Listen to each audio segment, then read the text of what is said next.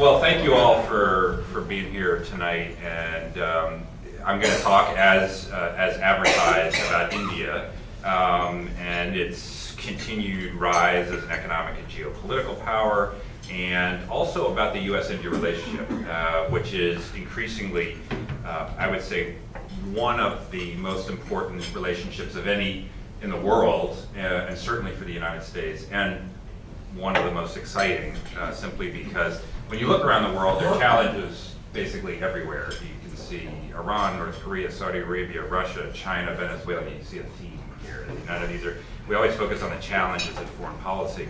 And there's certainly challenges in India, and challenges with the relationship with India, but there's also a lot of opportunity there. And that makes it, it makes it a positive experience to think about what might come down the road in terms of the relationship of this country that we're going to talk about changes so quickly. The talk is billed as India and the U.S. and a changing South Asia. Of course, you can't talk about India or the United States for that matter without talking about Pakistan and Afghanistan, so I'll touch on that as well. But I'll focus most of my remarks on India, this massive democracy in South Asia that the United States is growing closer to over the years.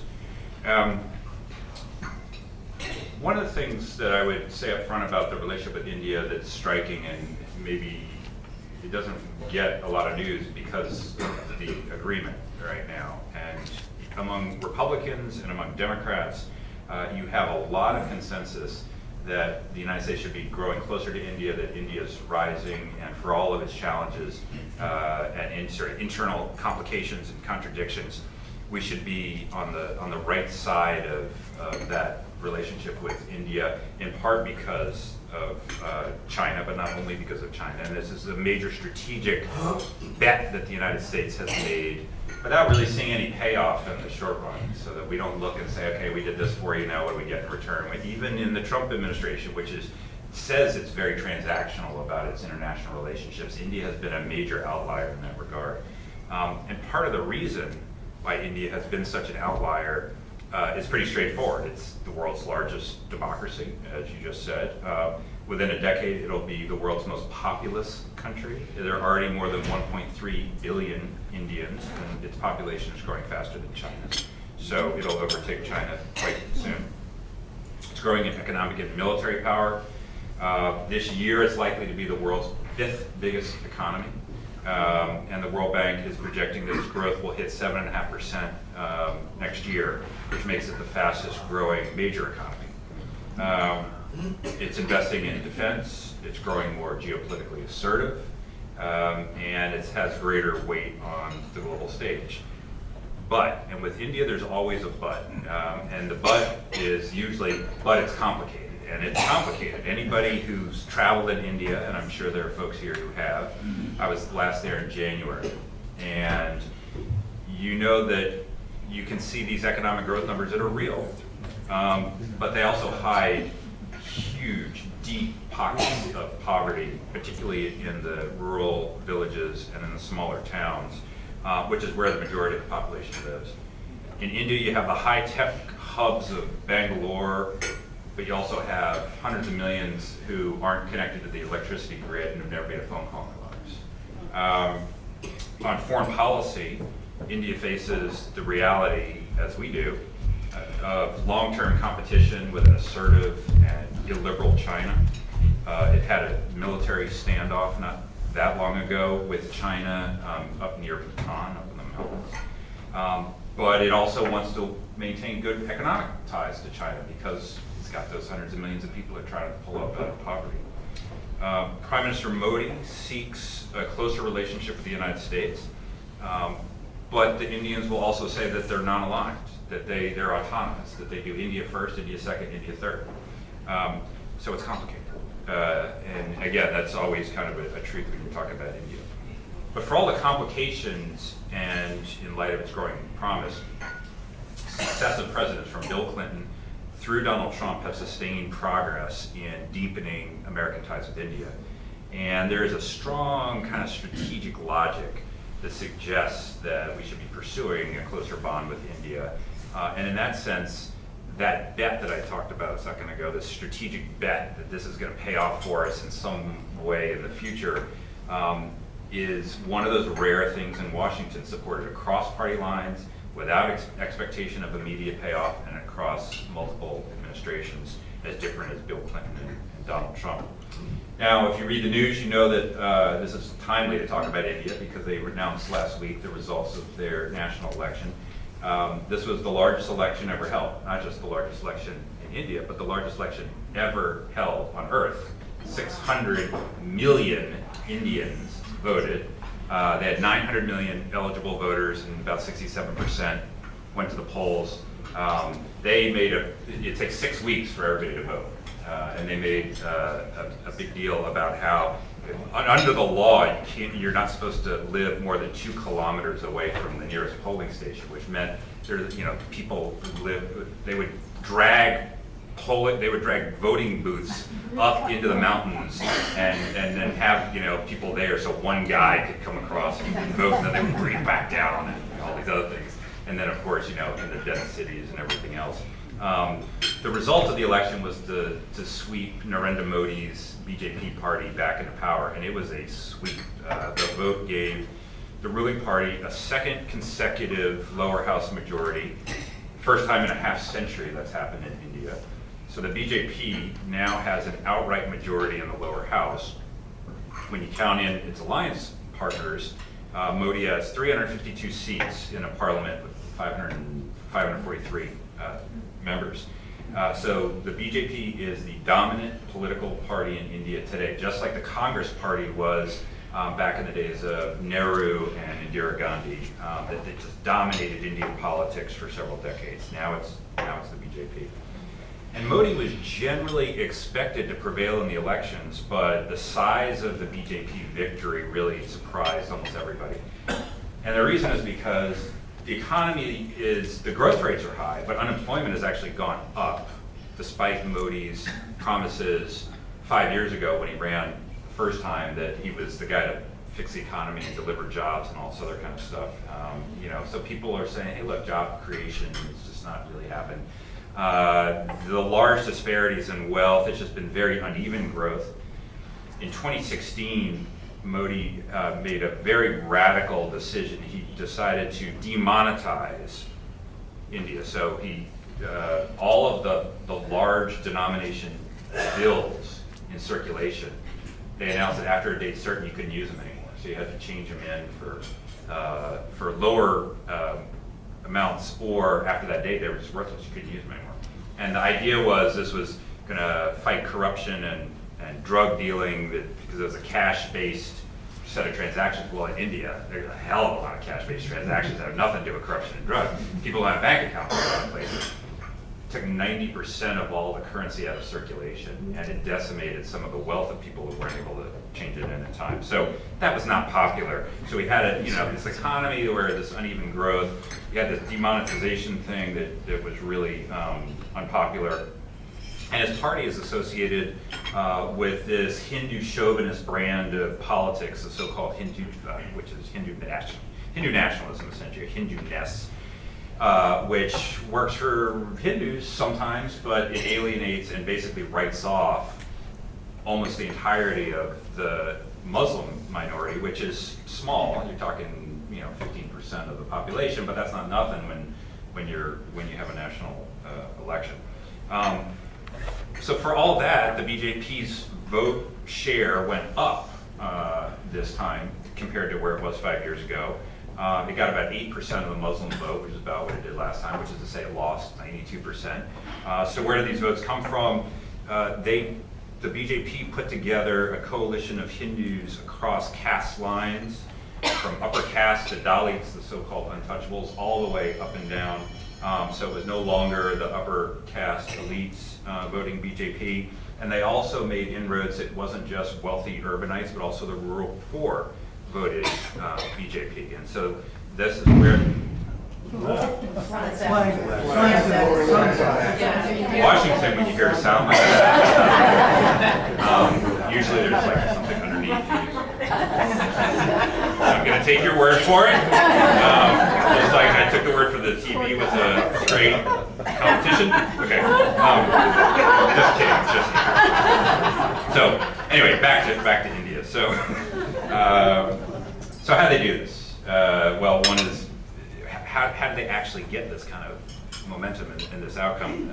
Modi ran a very highly personalized campaign. This was seen largely as a vote for Narendra Modi himself and his party, as opposed to your local BJP person here or there, or the party even in general. His party had twice the amount of money that all of the other parties put together, and that was not nothing. But maybe more than anything else, it got to run against the Congress Party, which was a huge benefit. Rahul Gandhi, who is the son of Rajiv Gandhi, the Prime Minister, and the grandson of Indira Gandhi, who was the Prime Minister, and the great-grandson of Jawaharlal Nehru, who was the Prime Minister, ain't any of those people when it comes to running for election. And just the Congress Party never got its act together, never really was able to communicate a message or sort of articulate why people should vote Congress. He tried to kind of outflank Modi a little bit on this Hindu stuff, so he started doing appearances at Hindu temples, no churches, no mosques, only temples. Indira Gandhi used to do all of them. But if you wanted to vote that, you vote BJP. You don't need to vote Congress, so it just didn't work. And then Modi ran on a national security platform. He said that he was the watchman. There was a Hindi word that he started using. Last time around, he ran on the economy and said he would fix the economy. This time, he was going to be the strong leader that India needs. And it's obvious that India needs a strong leader because in February, there was a terrorist attack in Kashmir, in the Indian side of Kashmir. Pakistani-based terrorists came across and killed about 43, something like that, Indian soldiers there. And Modi responded by launching airstrikes across the line of control in Kashmir into Pakistan. Very popular, and we'll talk a little bit about what went down. So Modi put together this sort of populist, nationalist, I'm the watchman, I'll keep you safe, and then drilled that down all over the country. And it turned out to win. So, but it's India, so it's complicated. So from that, you would say, okay, well, they can just do whatever they want, right? I mean, they have an outright majority. When you add their alliance partners in, they go even higher. Well, that's the lower house. In the upper house, they don't even have a majority. And the reason is because the way the upper house is selected, they're selected by state legislatures, and they turn over every so many, so it takes a long time.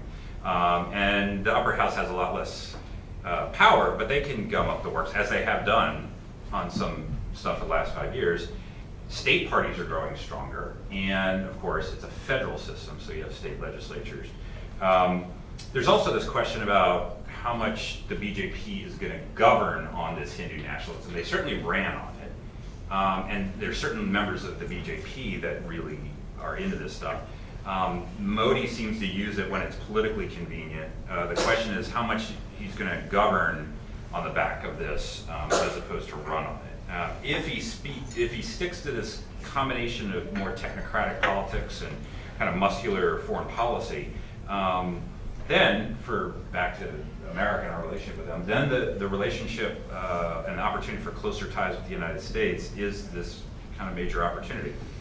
And just to go back for a minute, it's pretty remarkable to think about how the relationship has changed over the years. So, if you know a little bit of the sort of Cold War history, India always said it was non-aligned, which in the American mind, we said was with the Soviet Union. They said, well, no, we're not aligned, but they bought all their weapons from the Soviet Union. They had economic ties much more with the Soviet bloc, or with the communist bloc, than they did with the United States. They voted more regularly with the Soviet Union at the UN than they ever did with the United States. There was even an Indian cosmonaut. There was no Indian astronaut. There was an Indian cosmonaut.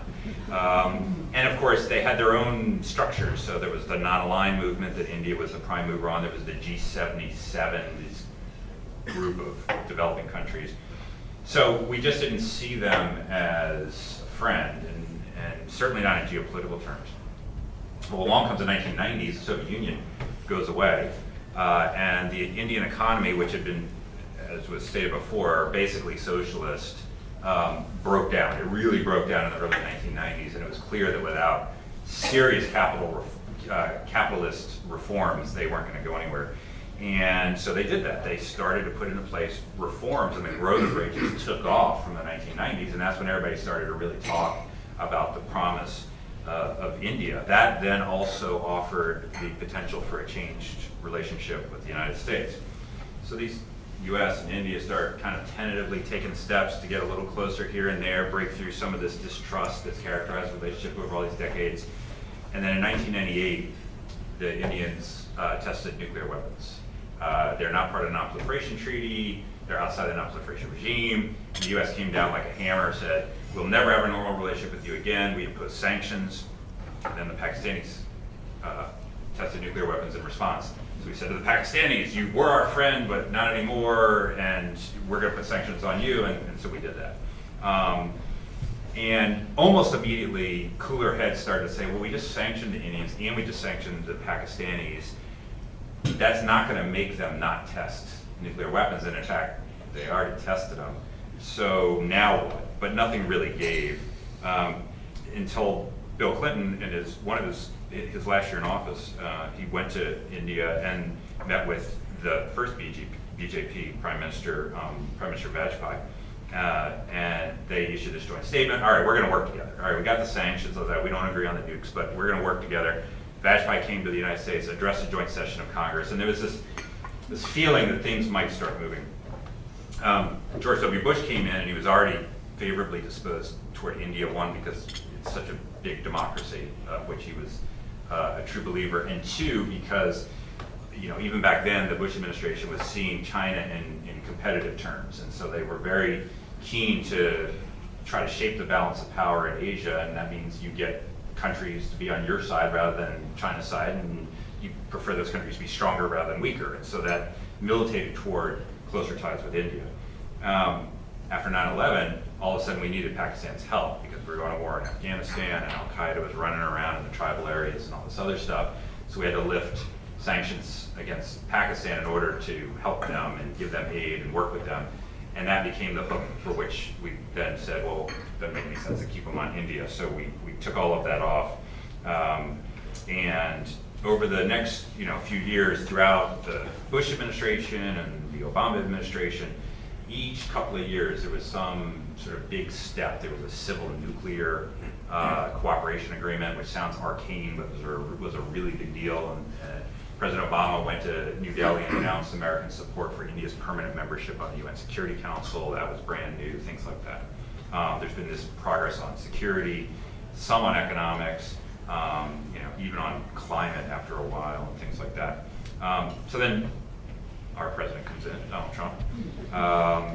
And despite what, the kind of controversial or divisive nature of the Trump administration's policy toward a whole bunch of countries and issues, this approach to New Delhi has been something of a bright spot, and it enjoys the support of Capitol Hill.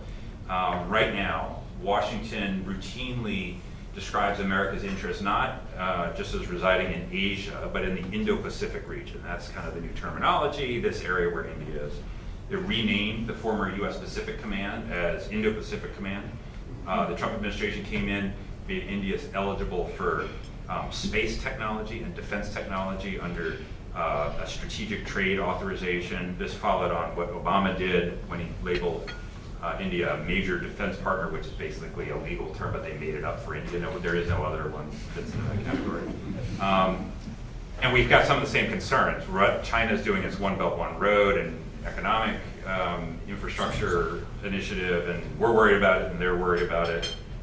The administration came in and there was this quadrilateral format of meetings with Australia, Japan, India, the United States that had been dormant. They revived that. And then in February, when this attack in Kashmir that I mentioned happened, I have to say that the Trump team and the US military were pretty impressive because publicly they didn't try to draw any moral equivalence. I mean, this was a terrorist attack. And so they basically supported India's side and India's position. And privately, they called every single person they knew, both on India's side and Pakistan's side, to say, guys, two nuclear-armed countries that are starting to fly fighter jets over each other's airspace and bomb, like, chill out. And it worked with, ultimately Imran Khan, the Prime Minister of Pakistan, releasing a captured Indian pilot after just about a day, which let both sides sort of climb down from the crisis. So now what? Well, this, like I said, I think the recent election creates some new possibilities, in part because Modi is more enthusiastic about closer relations with the United States still than a lot of the bureaucrats who have a lot of power in the Indian bureaucracy. So the sort of strategic elite in India are increasingly seeing America as the partner of choice. We still have, and some of it is generational, these sort of this legacy of some distrust and you know, memories of this close relationship with Russia and all this kind of stuff. So, you know, Modi can sort of potentially cut through some of this stuff. And he may also have more room to resist some Chinese assertiveness as this goes forward. Our, you know, interest in seeing China rise in a region where the democratic powers are all strong and working together is probably higher now than it's ever been. And so this gives us, again, some more oomph to try to, you know, push these two countries together in interesting ways. But it's complicated, right? So I think it's like kind of a continued theme, I guess. And one of the big complications right now are the series of landmines that are lying between today and you know, at least the next year or two or so, in bringing these countries closer together. So, and a lot of this actually stems from the Trump administration's willingness to sort of flex its economic muscle abroad. So, at American request, India has eliminated its imports of Iranian oil and Venezuelan oil. The Venezuelan oil is not that big of a deal. Iranian oil has been a big deal for India over the years. This is the first time they've eliminated it. They went down before when sanctioned Iran. But now they're talking about resuming those purchases. Well, this is at the same time the U.S. government is saying we're going to sanction anybody who buys oil from Iran. So now we're back to potentially sanctioning India. And India is saying, well, we'll buy it if it's in our interest. You can't tell us. You know, all this stuff. India is developing a port called Chabahar in Iran because it's a way of getting through to Central Asia without having to go through Pakistan. Well, now the Indians are worried that we're going to sanction them over developing the Iranian port at Chabahar because of the administration's sanctions and tough policy toward Iran. India is set to spend $5 billion on an S-400 air defense system. It's one of the most sophisticated air defense systems in the world. It's really good. It's also made by Russia. Problem with that is that there's a bill in Congress that has been enacted into law that says we have to sanction countries that buy those kinds of things from Russia.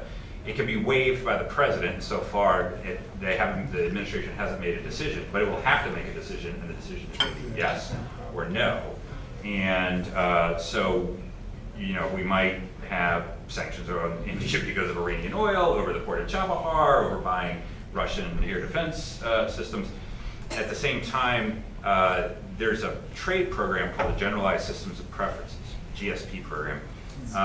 This is a program that lets goods from developing countries come in basically tariff-free, duty-free. And India is by far the biggest beneficiary of this program. About a quarter of everything that comes in under the GSP program comes from India. Well, Washington just cut off India's eligibility of that, and they said no mas, like you're not, this doesn't count anymore. So that's you know, an issue. But the biggest thing of all is people both inside the U.S. government and the Indians tell me and are worried that if and when there's a deal with China on trade, the sort of barrel with the crosshairs on it is going to swing right around and will be pointed right at India, because India's not the most free trading country in the world, and it makes things difficult, and because we have a trade deficit and all these other kinds of things. So when you put together these trade sanctions issues, it's hard. It's really going to be hard to sort of navigate through this and keep the bigger picture there. And then, of course, you have some other issues too that are not going to go away. Like, you know, it's an open question how much Modi will double down on the sort of Hindu chauvinist approach to governance. And if he does too much, it's going to undermine America's natural affinity with a fellow liberal democracy if that democracy doesn't look as liberal anymore. Or, you know, while they postpone this diplomatic dialogue between India and Pakistan, after the attacks, and then with the elections coming up, and it's probably going to resume soon. But these two countries are always just one terrorist attack away from another major crisis, which is just something we live with. So let me turn to Pakistan just for a minute, and I'll wrap up here in a couple minutes. I mentioned this clash that happened before, so this terrorist attack in Kashmir, Indian airstrikes across the border, Indian fighter jet gets shot down, Indian pilot bails out, gets captured in Pakistan. This was exactly the kind of crisis that is the nightmare scenario for everybody in Washington who does foreign policy. When people say, what keeps you up at night and stuff like that, this is the kind of thing that keeps people up, because you have two nuclear-armed countries that are now in the business of attacking each other. You have a prime minister who is running for re-election on the I'm tough platform. You have a huge election looming, and in 2008, when there was the attack on the hotel in Mumbai, and India the previous prime minister didn't respond militarily, Modi said, that will never be me, I will never do that again, I will respond to everything. Well, that's great, so where does all that go? And so again, in a way, the way this pilot was shot down, and then Imran Khan was very savvy and sort of said, all right, take them now, and that let everybody climb down. Had that not happened, I don't know where this would have gotten. So, but it was kind of the perfect storm. And this points to the broader challenges, obviously for India and ultimately for the United States, but in Pakistan, of course, right? Because the government has influence over these terrorist groups, and some more than others, but not full control over most of them. And these proxy groups are at work in India, they're working in Kashmir, they're at work in Afghanistan as well. The Trump administration finally got fed up with Pakistan's complicity in all of this.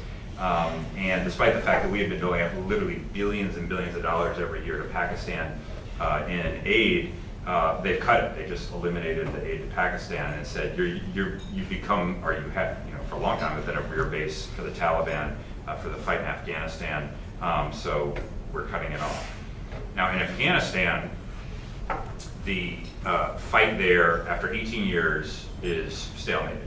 I was talking with folks at some pretty senior levels of the U.S. military just the other day, and we're sort of talking about where the war stands right now. Basically, the Afghan government and its allies, us and NATO, have control over the cities. About 70% of the population, probably about 40% of the territory. The rural areas, the villages, all that, a lot of that is under Taliban control. Clearly not where anybody wanted to be after 18 years of fighting in that country. And we're in a situation where if American troops withdraw completely, it's very likely the Taliban falls to the government falls to the Taliban, puts us right back where we started. But if we stay forever, we're not going to defeat the Taliban. So, okay, what do you do? And what the administration is doing is focusing on a political settlement. So it's being negotiated right now between U.S. diplomats and the Taliban. They're meeting in Doha and some other places. And for the first time ever, the American negotiators are empowered to discuss the withdrawal of all American forces from Afghanistan pursuant to a peace agreement with the Taliban. And they're doing this one-on-one, not the Afghan government gets together with Taliban. This is Americans on one side of the table, Taliban on the other. I have a friend who is a Special Operations Forces guy who has done 4 18-month tours in Afghanistan, and now, and he speaks Pashto and the whole thing, and now he is on the negotiating team. So he sends me these pictures of him literally sitting across from these guys here, down here. I mean, these look like Taliban. And no women on that side of the table, and all of this. And I just asked him whether whether they knew who he was, because I mean, and I think the answer is no. It's probably better that way, but that's what's going on right now. But there's a huge number of questions.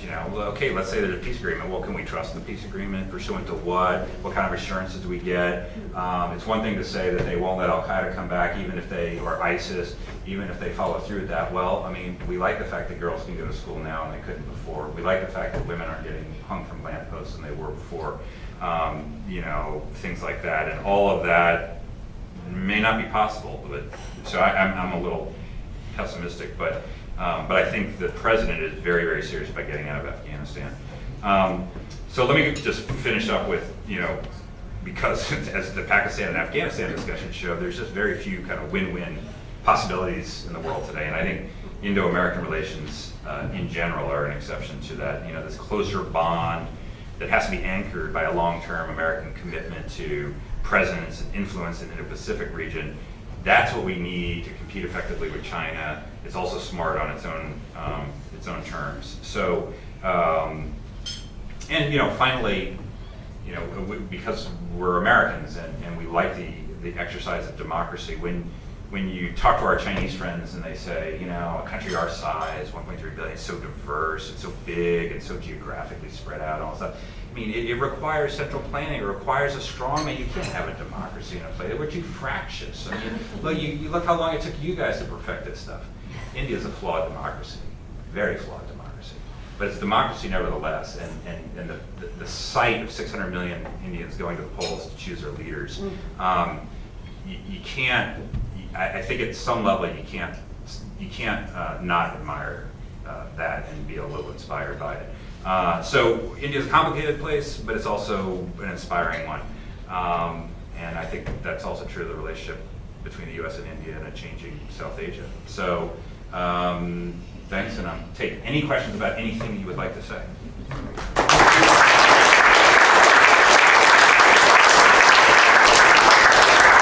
Yes, sir. Is it still true that India restricts the ownership of Indian companies so the U.S. cannot own more than 50%? It depends on what sector it is. That's true. Repeat the question. Yeah. So the question is, are there limits on foreign investment? So, for example, and the answer is it depends on what sector you're talking about. So some sectors they cap foreign investment at 49%, but then there are other sectors where it's 80%. And there are other sectors where there's no restrictions. Obviously, the U.S. has been trying to move them more and more in the direction of unlimited foreign investment, but it's a political question based on what constituency there that's trying to keep out the foreign investors. Yeah, I worked for Union Carbide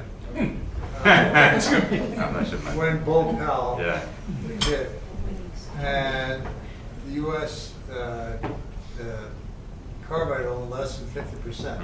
But the interesting thing was that it was sabotaged because they showed that the guy that was an Indian supervisor that took a water hose and stuck it in a tank and did not realize what the reaction was going to be. And of course, none of that ever surfaced as a result, but all I'm saying is this whole ownership of 49 or 45, 50, 50, whatever, is still a really constraint, I think. It is so the caps on foreign investment are constrained. The other constraint, particularly on investment in the defense sector, is their offset policy. So they'll say, okay, they'll have a procurement for, I don't know, let's say a fighter fighter plane or something like that. It'd be worth a couple $2 billion. And a French company or an American company or whatever can bid on that, but in order to get it, they have to spend a certain amount on local content or offset it with some investment in the local defense sector. And they start haggling over what those offset requirements are going to look like, and that becomes a huge issue. So, yes, sir. Can you talk a little bit about what the government is doing to bring some modern conveniences to the more rural communities, and what role the United States might have in that? So believe it or not, one of the most popular things that Modi has done is he ran on a pro-toilet platform 5 years ago, and then ran on a I-provided toilets platform this time. And if you've been to India, you will know why. It's not the lack of toilets in rural areas is a huge issue, and it's not just there's a disease aspect to this whole thing, and so I mean, one of the great successes of the Modi administration is this gigantic expansion of the number of toilets. I mean, you can go to New Delhi, there's a toilet museum, and it shows you different kinds of toilets, you know, and all this other kind of stuff. So this has been that's one thing that they've done. They've made a big push on rural electrification because they've been trying to extend the electricity grid out to all of these folks who are not hooked up to it. They've made some progress, but there's a long way to go. It's just an extremely expensive thing to do, to extend the electricity grid to rural areas in very impoverished places. And then, you know, so they've done that. And then another thing that they've done, which touches on the rural areas, is, and this has been something that's gone on before the Modi administration, but giving lower caste preference, so basically affirmative action for lower caste, which has been more and more and more in education. I mean, there's a certain number of parliamentary seats that are set aside for lower caste. There's all these kind of things. Because if you look at, you know, the caste structure, what they call the scheduled caste, which is basically means the lower caste, or the backwards caste and tribes, which is a term of art in the Indian Constitution. I mean, the poverty is pretty endemic, and so they've tried to do those kinds of things as well. So, yes, sir.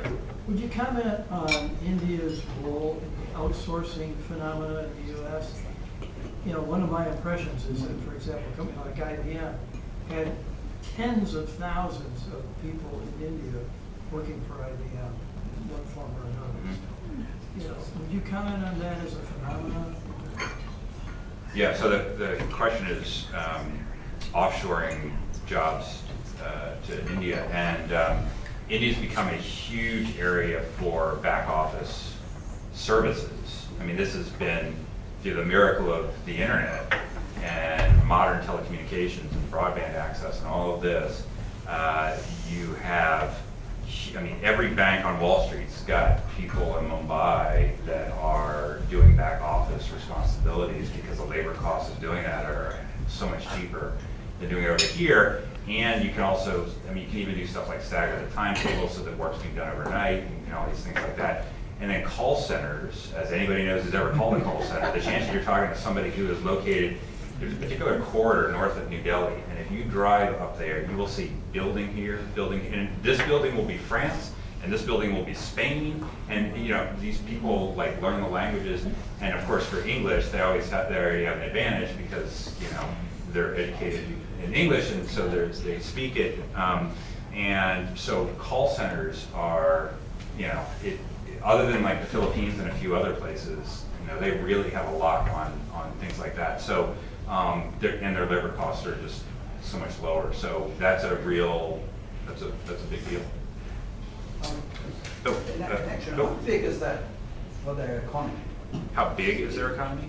No, how big is the outsourcing and whatnot in terms of impacting the Indian economy? Yeah, it's a good question. It's so that, you know, it's considered an export, right? It's an export of a service, and in general, exports are a far smaller proportion of the Indian economy than like China or Japan was in its growth phase, where these countries in Asia pursued export-led growth. It was, we're going to be the workshop for whatever, or we're going to be the assembly, you know, of other goods or whatever it is. And India's got a huge domestic market, and so domestic demand soaks up most of what India produces in terms of goods and services. So this is very different than the model in East Asia. And so, you know, those things are consequential, but they're a small percentage of the economy. It's not huge. Yes, sir. You guys talk really loud. I'll stand up. Can we possibly sanction everyone? At what point does it just not matter if countries just not listen to sanctions? We're going to try. No.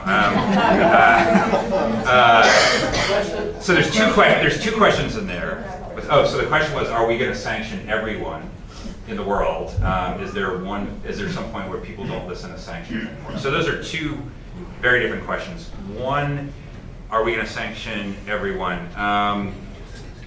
Yeah, I mean, kind of. You know, I mean, if you think about it, so take Germany, for example, which is a friend of the United States, right? I mean, generally what Germany does is good, you know, what they do. We generally like them. But this administration put Germany was subject to steel and aluminum tariffs, which is not sanctions per se, but I mean, it amounts to about the same thing. We have threatened Germany with sanctions if they build the Nord Stream pipeline to bring gas from Russia to Germany, because we don't want them to do that. So we're threatening to sanction them over that. We threatened to sanction their companies if they didn't pull out of Iran. If they had bought any Iranian oil, we would have sanctioned that. And that's just kind of getting started. I mean, 5% tariff on Mexico, which is not a sanction per se, but the economic penalties are the sort of weapon of choice. It's grown over time, but for this administration in particular, it's hard to think of a country that either hasn't been subject to some sort of economic penalty or isn't fearing that it will be subject to some sort of economic penalty. I mean, for totally different reasons, because, we're also threatening to sanction Germany, not sanction, but put a quota on the import of German autos under a national security, saying they're a threat to national security, which was the reason we did the aluminum and steel. So this is breaking out sort of like wildfire everywhere. So that's the first question. Second question is, will people stop listening to sanctions? They can't stop listening to sanctions. I mean, because if you want to stay in business, and basically there's two aspects of this. One is we will force a choice by saying you can do business with country X or you can do business with the United States, but not both at the same time. Well, are you going to pick Iran in the United States, which is the bigger market? Or are you going to pick anything in the United States? We're the biggest market in the world. So we're always going to win that. So even though companies and countries don't want to make that choice, we will force them to make that choice. Then there's the dollar payment system. So even if you're not doing business with the United States, international trade is usually denominated in dollars, and that's usually processed on the SWIFT system, which gets into some arcana, but we are interrupting that. We will not let people use dollars for certain transactions. So for example, if the Indians decide they want to buy Iranian oil, they're going to have to pay for it in rupees, which means that instead of getting dollars, the Iranians are going to get a bunch of rupees. They got to go to India, find out what they want to buy with that stuff, right? That's not very attractive. I mean, the Indians are going to get a big discount if that happens, I guess. But that's not very. That's a very good way of gumming up the works, and that's the kind of thing the Europeans wouldn't even touch. They don't want to be. They're never going to risk being cut off from the dollar payment system. So we're in a position now where the Europeans don't agree with all these sanctions. Like, they actually wanted to do business with Iran because they're still part of the deal that we pulled out of. Japan, all these countries, but they're totally defenseless because as long as they rely on dollars to settle their transactions, there is no choice. So the big question is, how long do countries go before they do something about it? I mean, yeah, you could buy a lot of Bitcoin and try to denominate all this in cryptocurrencies, but that's pretty risky. But there's been talk of building alternative payment systems. So the German finance minister is talking about building a European, euro settlement system or a basket of currency system or something like that. None of that in the short run is going to happen, but 10 years from now? Talked about for 20 Maybe. years. Maybe 10 years from now, something like that. And then, and the problem is if that happens, then our sanctions are less effective. So that's why you have to be judicious about these things. Yes, sir.